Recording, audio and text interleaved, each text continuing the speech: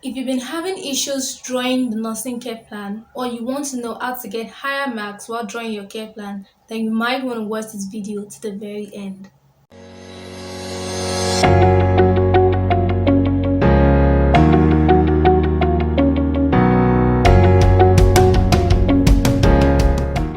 Hello everyone and welcome back to my YouTube channel. My name is Busari Imoleayo and I'm a Nigerian based nurse. If you're a returning subscriber, thank you for coming back. And if you're new here, kindly click on the subscribe button to join the YouTube family and also on the bell icon so you get a notification whenever I drop a new video. The subscribe button is about this side just below the title of this video. Now without further ado, let's get right into today's topic.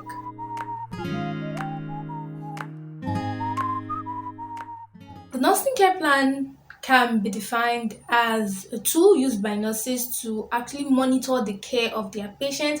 It has different segments. It is more or less like a documentation of the whole care process. Now, in every nursing exam you write, mostly for medical surgical nursing, maternal and child health nursing, psychiatric nursing, and council examinations, you cannot escape drawing the care plan.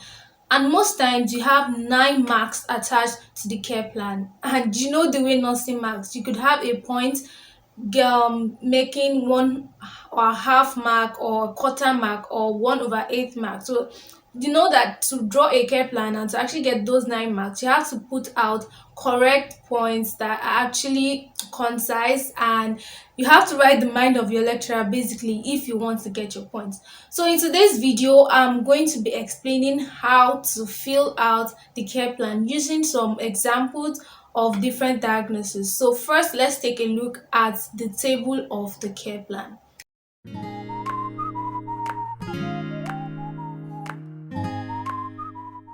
So this is what the table of the care plan looks like. Now the first thing you notice is the topic. You don't want to miss your topic while writing out your care plan. So for example, you could have nursing care plan of Mr. Jones with pain, or you can have nursing care plan of Mrs. Jones with respiratory distress. So your topic is very important because that is the way you can identify which patient the care plan is for and what the care plan is trying to solve. So you will notice that you have about three, I think 6 columns, one for serial number, second for nursing diagnosis, the third for objective, next followed by nursing intervention, scientific rationale, and evaluation. For the serial number, you already know that's where you number the nursing diagnosis that you want to solve. For nursing diagnosis, there are various types which we'll discuss in the course of this video.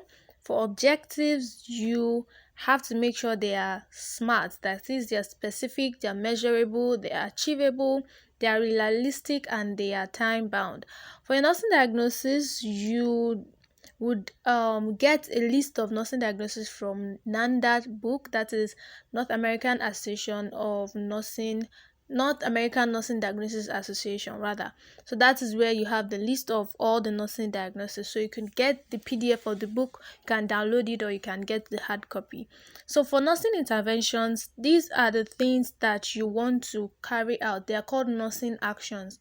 And most times when you arrange them, it is advisable to start with independent nursing actions, then end them with drug administration, because drug administration is not basically, it's not entirely an independent nursing action because you have to wait for the doctor to prescribe before you give. Then for the scientific rationale, this is basically an explanation of why you're doing a particular nursing intervention. Rationale, this is for every nursing intervention, you should be able to give a scientific reason, like a scientific rationale that is reasonable for every intervention. So it's not just as if you are doing something and it does not really relate to the objective or to the goal you are trying to achieve. Then evaluation is most times during exam, it is a reflection of what you have in your objectives, but in the real sense, it is more or less a documentation of how the patient responded to your nursing interventions, possibly if your objective was achieved or not. So that's basically what you have on the table for the nursing care plan. Possibly if Now that we've taken a good look at the table, the next thing we should understand are the types of diagnoses we may be asked to solve in school. Now, you may be asked to solve actual diagnosis or a risk diagnosis. There are other type of diagnosis, but those are the two major types of nursing diagnosis that you'll be asked to solve in your exam. So I'm going to take us through two types of nursing diagnosis, which is one actual diagnosis and one risk diagnosis, and we're going to solve the care plan later on.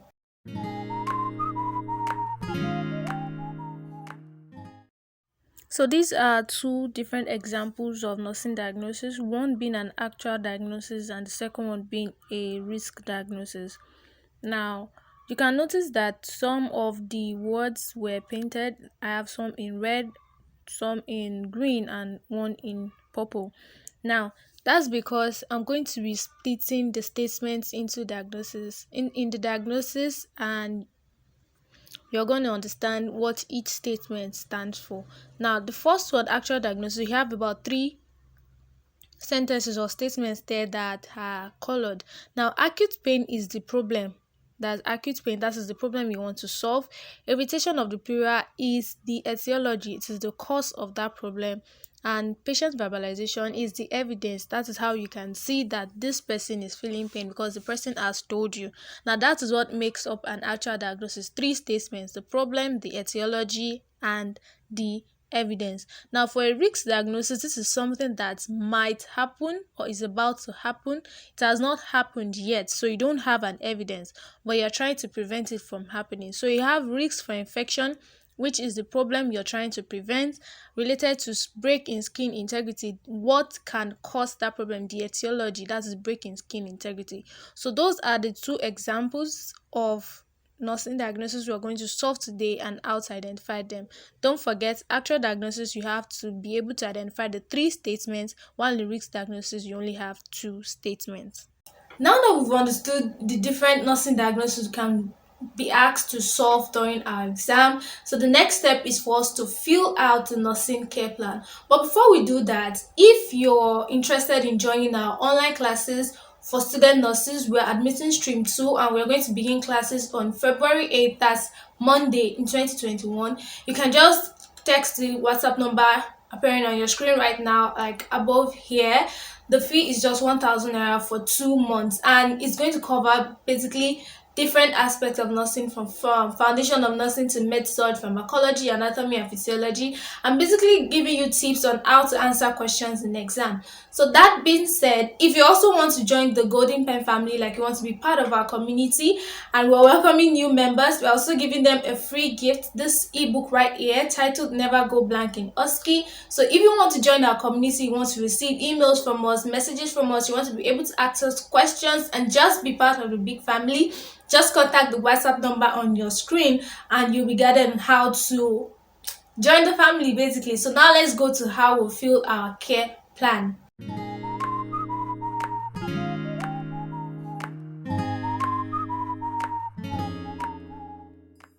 Now, this is the solution to the first nursing diagnosis, which is the actual diagnosis I spoke about earlier. Now, look at the objective. Patient will verbalize less pain within 45 minutes of nursing intervention. We have given a time frame. We have given a specific objective that we want to achieve, that the patient will verbalize less pain. We are specific about it. We're giving a time frame, and it's actually a realistic goal. So the first nursing intervention, most times when you're writing nursing intervention, you might want to start with assessment. That way your nursing intervention will be in order. So the first thing is to assess level of pain using a scale of 1 to 10. You want to know how severe the pain is, so that at the end you'll be able to evaluate if the pain has gone down or not. The scientific rationale is to obtain baseline data. Next one is to place patients in a fowler or semi-fowler position. Now, why this is relevant here is because the pain, if you notice in the nursing diagnosis, I talked about the pleura, which is related to the thorax. So definitely the chain is towards, is around the chest. So you want to place the patient in a fowler position so as to, okay, you can see that already in the scientific rationale, to help relax the diaphragm so that there'll be more space for lung and heart expansion. Next thing is to create a diversional therapy such as television, music, radio at times. And your scientific rationale is that you want to shift the patient's attention away from the pain so the patient will feel less pain. The next one is to give psychological support and reassure the patient. So you try to like talk to the patient, say sorry, show that you are concerned and you're willing to do things to let him or her feel less pain. So the scientific rationale is that to calm your patient down and reduce their sensation of pain. And the last thing you do, which I said earlier, you might want to put your drug and nutrition last because it is not entirely an independent nursing action. So you administer prescribed analgesics such as paracetamol, ibuprofen, depending on what the doctor has prescribed, and the scientific rationale is that this will block the pain pathway. So most times, minimum of four diagnoses is required, four nursing interventions rather is required for every nursing diagnosis you want to solve. And for this one, we've given about five easy and understandable nursing interventions with their corresponding scientific rationale. So lastly, you have the evaluation, which is patient verbalize less pain at 35 minutes of nursing intervention. If you notice the time frame, I put it within that 45 minutes. If you put your time frame for evaluation outside 45 minutes, basically it means your objective was not achieved. So you have to take note of that. And then the evaluation was in past tense, meaning that it has happened. So note those things. Now we can move to the next nursing diagnosis. So now that we filled the care plan for the actual diagnosis, I want us to go and fill the care plan for the risk diagnosis so you get to see the difference between an actual diagnosis and a risk diagnosis. So this is the solution to the second nursing diagnosis, which is the risk diagnosis. Risks for infection related to break in skin integrity. Just like I said earlier, you have two statements, the problem and the possible cause. The objective is also specific, but this time it is a long-term objective, unlike the first one we solved, this was a short-term objective. Patients will not become infected throughout period of hospitalization. Now that was a long term. Patient could be admitted for over 3 days, a week, two or more. So it's a long term goal, unlike the one we solved where we wanted to do everything within 45 minutes. So just like we did in the first one, the first thing you want to do is to assess. So the patient as that we are managing, we're assuming that the patient is a post-operative patient. So you assess the condition of the surgical site. You want to know if the surgical site was neat, clean, and all when the patient came from the theater, so as to get your baseline data. The next thing you want to do is to ensure dressing equipments are sterile and clean, because if they are not clean, just like we have in the scientific rationale, dirty and unsterile dressing equipment would introduce microorganisms to the surgical site, and once you have microorganisms there, then infection would arise. The next thing you want to do is to maintain aseptic techniques while dressing the surgical site. You don't cross your hand over the dressing field. You wash your hands before and after the procedures, and other aseptic techniques, aseptic guidelines that you know. Then you want to dress with the correct lotion. So this is to reduce the risk of introducing microorganisms to the surgical site. The next thing you want to do is to observe vital signs at 4 hours interval. Why? The increased pulse or temperature would actually be a pointer to an infection. So once you begin to notice that the pulse is going up, the temperature is going up, then you know that there is a chance an infection has set in. The last thing you always put is drug administration, and here you've put administer prescribed antibiotics. Now these antibiotics are prophylactic antibiotics, meaning that they are there to prevent, not that an infection has occurred. So you have erythromycin, augmentin, or different antibiotics as prescribed by the physician, and this scientific rationale is to prevent infection. So basically we've had 1, 2, 3, 4, 5 nursing interventions with their scientific rationales. I said you should always have a minimum of four. Then evaluation, also in past tense, patient did not become infected throughout period of hospitalization. So guys, that's it. Solving your nursing care plan is quite easy. You just have to keep practicing over time with different conditions. If you have questions, kindly drop them in the comment section. Thank you. If you watch this video to this very point, I want to appreciate, and I hope that now you understand how to draw the nursing care plan. If you still have issues with some parts of the video or some aspects that you do not understand properly, kindly drop a comment in the comment section just below. I'll do my best to attend to all questions, or you can also text me on WhatsApp or send me an email. Whichever way, I'll do my best to reply. So if this video has helped you, kindly share it to your friends or your classmates or any other person you feel might be in need of this video. Give a thumbs up. Don't forget to subscribe, and see you in the next video. Bye bye.